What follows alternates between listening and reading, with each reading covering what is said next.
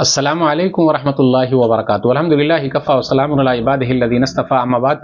محترم ناظرین کرام، آج کی تراویح میں 5ویں پارے کا خلاصہ جو ہم نے اور آپ نے پڑھا ہے اس کا سننے جا رہے ہیں الحمدللہ۔ 5ویں پارے میں 17 رکوع اور 124 آیتیں ہیں۔ سورہ نساء کی 24 سے لے کر 147 تک کل 124 آیتیں ہیں۔ 5ویں پارے کے شروع میں ہے کہ شادی میں بیویوں کو ان کا مہر دے دو۔ پھر اسی طریقے سے ہے آپس میں ایک دوسرے کا مال ناحق طریقے سے غلط طریقے سے مت کھاؤ، یہ منع کیا گیا۔ خودکشی آتم ہتیا سوسائڈ کرنا منع ہے، اسے روکا گیا۔ مرد عورتوں کا نگران ہے۔ الرجال قوامون علی النساء، یہ نہیں ہے کہ مرد سپیریئر ہے، بہت اچھا ہے، جی نہیں، ایسا نہیں۔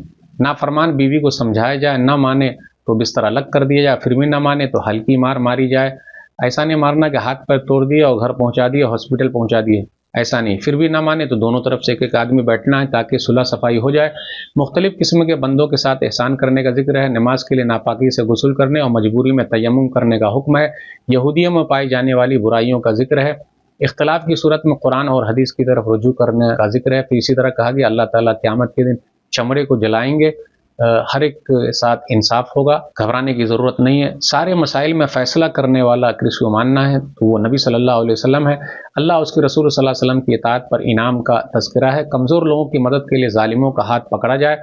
موت کہیں بھی آ سکتی ہے، سلام کا جواب اچھے طریقے سے دیا جائے، اس کا ذکر ہے۔ غزوہ احد میں شریک ہونے والے منافقوں کا ذکر ہے۔ مختلف قسم کے قتل پر مختلف سزاؤں کا ذکر ہے۔ نماز قصر اور صلاۃ الخوف ڈر والی نماز کا مسئلہ ہے۔ 5 وقت کی نماز مومنوں پر وقت کے ساتھ فرض ہے۔ ایمان والوں کا منہج اپنانے کا حکم ہے۔ مومن کے راستے پر چلنے کا حکم ہے۔ شرک کی معافی نہیں ہے بلکہ اس کا انجام جہنم ہے۔ عدل و انصاف کرنے والے اور سچی گواہی دینے والے بن جائیں، چاہے وہ گواہی اپنے خلاف ہو، اپنے ماں باپ کے خلاف ہو۔ منافقین کی صفات اور اس کے انجام کا ذکر ہے۔ منافقین نماز میں بہت سستی کرتے ہیں، دکھاوے کے لیے نماز پڑھتے ہیں، جہنم کے سب سے نچلے درجے میں ہوں گے۔ تو ناظرین کرام، 5ویں پارے کا یہ خلاصہ تھا۔ اللہ سے دعا ہے کہ اللہ تعالی ہم لوگ قرآن و حدیث پر چلنے کی توفیق دے، قرآن کریم کو سمجھنے سمجھانے اور لوگوں تک پہنچانے کی توفیق دے، آمین۔ والسلام علیکم ورحمۃ اللہ وبرکاتہ۔